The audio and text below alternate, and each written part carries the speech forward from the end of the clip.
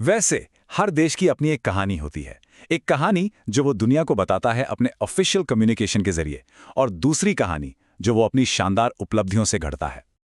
तो सवाल ये है कि कोई भी देश अपनी पहचान की कहानी आखिर बुनता कैसे है। देखिए, इसका जवाब ना असल में दो चीजों के मेल में छिपा है। एक तरफ है शब्द और दूसरी तरफ है कर्म। तो चलिए आज की कहानी के दो मेन किरदारों से मिलते हैं।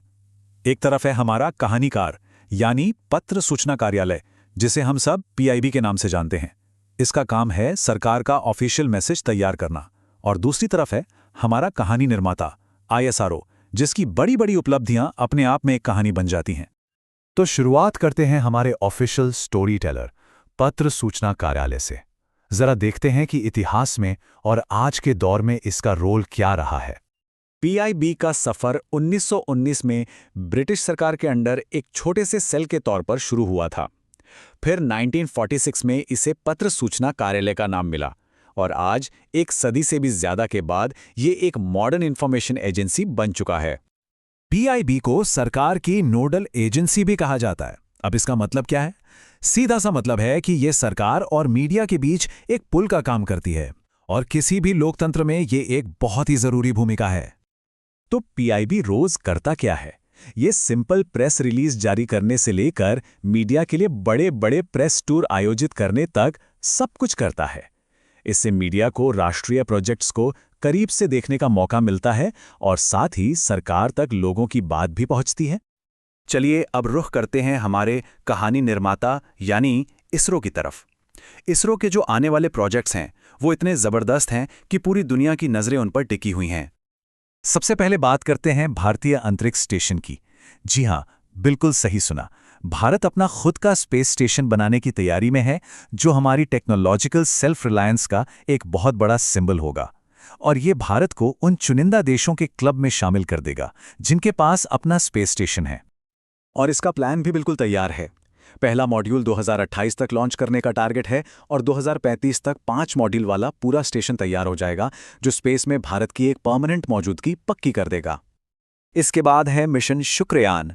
अब भारत की नजरें पृथ्वी के सबसे करीबी लेकिन सबसे रहस्यमयी और गर्म पड़ोसी शुक्र ग्रह पर हैं। यह मिशन शुक्र के एटमॉस्फेयर और उसकी सतह को स्टडी करेगा।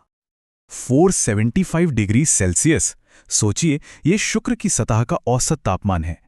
ये सिर्फ एक नंबर नहीं है, बल्कि ये बताता है कि शुक्रयान मिशन के सामने कितना बड़ा टेक्नोलॉजिकल चैलेंज खड़ा है। और फिर आता है SP-DAX मिशन। इसे आप एक तरह का स्पेस डॉग फाइटिंग एक्सपेरिमेंट समझ सकते हैं, जहां दो सैटेलाइट्स एक दूसरे के बेहद करीब आकर डॉकिंग जैसे मुश्किल काम करेंगे। ये टेक्नोलॉजी भारत को सैटेलाइट की सर्विसिंग करने वाले एलीट देशों के क्लब में पहुंचा देगी। अब इन सब बड़े बड़े प्रोजेक्ट्स के पीछे एक बहुत बड़ी आर्थिक वजह भी है।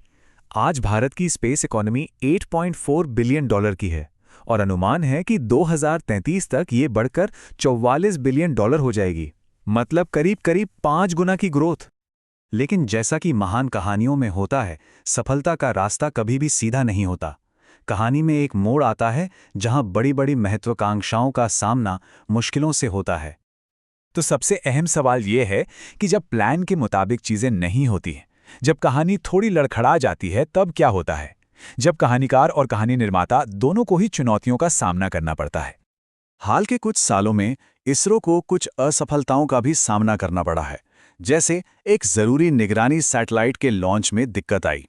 देखिए, इस तरह की घटनाएं हमें याद दिलाती हैं कि टेक्नोलॉजी में विश्वसनीयता और संसाधनों का सही इस्तेमाल कितना बड़ा चैलेंज है। तो जाहिर है, कहानी निर्माता यानी इसरो के लिए सबसे बड़ी चुनौती है तकनीकी परफेक्शन हासिल करना, जो कि स्पेस मिशंस में बहुत ही ज्यादा मुश्किल होता है। और बिल्कुल इसी तरह हमारे कहानीकार यानी पीआईबी के सामने भी एक बहुत बड़ी चुनौती है। आज के डिजिटल दौर में फेक न्यूज़ और गलत जानकारी का जो तूफान है, उससे निपटना एक कभी न खत्म होने वाली लड़ाई जैसा है।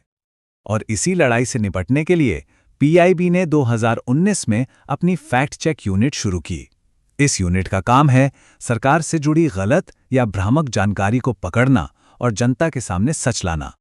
तो इन दोहरी चुनौतियों के बीच भारत अपने भविष्य की कहानी आखिर लिख कैसे रहा है? इसका जवाब 2 शब्दों में छिपा है: लचीलापन और संकल्प। और यहीं पर एक बहुत गहरी बात समझ में आती है।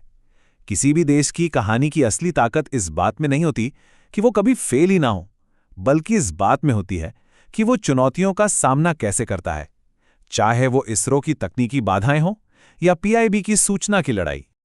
और ये हमें एक आखिरी सवाल पर लाकर छोड़ देता है, एक उभरते हुए देश के लिए असल में कौन सी कहानी ज्यादा ताकतवर है? एक ऐसी कहानी जिसमें सब कुछ परफेक्ट हो, कोई गलती ना हो, या फिर एक ऐसी कहानी जो बड़े बड़े सपनों, संघर्ष और आखिरकार मुश्किलों से लड़कर जीतने की हो?